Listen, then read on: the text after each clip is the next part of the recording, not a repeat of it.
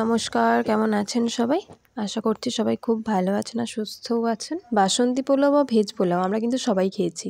আজকে আমি বানাবো একটা অন্য রকম সাদা পোলাও। বানাতে সময় লাগবে মাত্র 10 মিনিট, একদম কম সময়ে হয়ে যাবে। তাহলে চলুন শুরু করি। প্রথমেই কড়াই বসিয়ে নিয়ে বেশ খানিকটা সাদা তেল নিয়ে নিয়েছি, তাতে পেঁয়াজ ভেজে নেব। একটু লাল করেই ভেজে নেব, মানে বেরেস্তা বানিয়ে নেব পেঁয়াজটাকে। তো দেখুন পেঁয়াজটাও কালার চেঞ্জ হয়ে গেছে, পেঁয়াজটা তুলে নিচ্ছি এবার। তারপর কড়াই বসিয়ে দিয়েছি আবার। যে তেলটা ছিল কড়াইতে, মানে পেঁয়াজ ভাজার যে তেলটা, সেটা কিন্তু আর রান্নাতে লাগবে না, সেটা ঢেলে রেখে দিয়েছি। আমি দিয়ে দিলাম ঘি, হাফ চামচ মতো ঘি দিলাম। হাফ চামচ ঘিতেই আমি পুরো রান্নাটা করব। ঘি দিয়ে দিলাম, আর সঙ্গে একটু কাজু আর কিশমিশ ভেজে নিচ্ছি। যেমন মিষ্টি পোলাও বা বাসন্তী পোলাওর জন্য আমরা ভেজে নিই কাজু কিশমিশ, সেরকমই ভেজে নিলাম। তারপর ওই ঘিয়েতেই দিয়ে দিলাম গরম মশলা, এলাচ, লবঙ্গ আর দারচিনি দিয়ে যখন একটা ভালো গন্ধ বেরোবে, চালটা ভিজিয়ে রেখেছিলাম আধ ঘন্টা, বাসমতি চাল।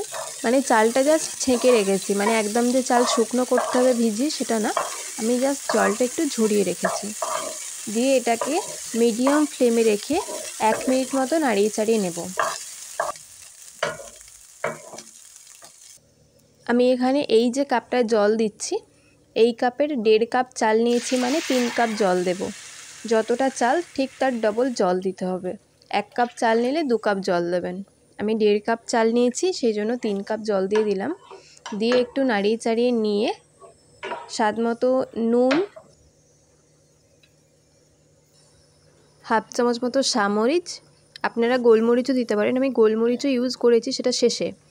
আমি সামরিচটা আগে দিলাম। দিয়ে দিলাম 3টে চেরা কাঁচা লঙ্কা। দিয়ে সব কিছু একবার নাড়িয়ে চাড়িয়ে নিয়ে চাপা দিয়ে দেব।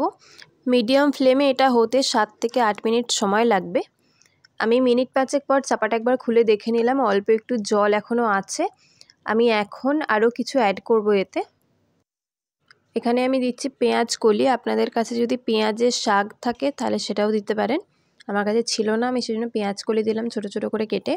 আর দিয়ে দিলাম ভেজে রাখা বেরেস্তা আর কাজু কিশমিশ। সঙ্গে দিয়ে দিলাম একটু স্বাদ মতো চিনি, যেহেতু এটা পোলাও মিষ্টি মিষ্টি হয়, আমি চিনিটা খুব বেশি দিলাম না, একদম হাফ চামচের থেকেও কম। আর দিয়ে দিলাম গোলমরিচ। দিয়ে আবার একবার একটু হালকা হাতে মিশিয়ে নিয়ে চাপা দিয়ে মিডিয়াম ফ্লেমেই মিনিট 3 মতো রান্না করে নিলেই এটা হয়ে যাবে। এটা আপনারা চিকেন, মাটন বা পনির দিয়েও সার্ভ করতে পারেন। তাহলে এরকম নতুন নতুন সহজ রেসিপি পাওয়ার জন্য আমার চ্যানেলটা সাবস্ক্রাইব করে পাশে থাকবেন, লাইক, কমেন্ট, শেয়ার করবেন।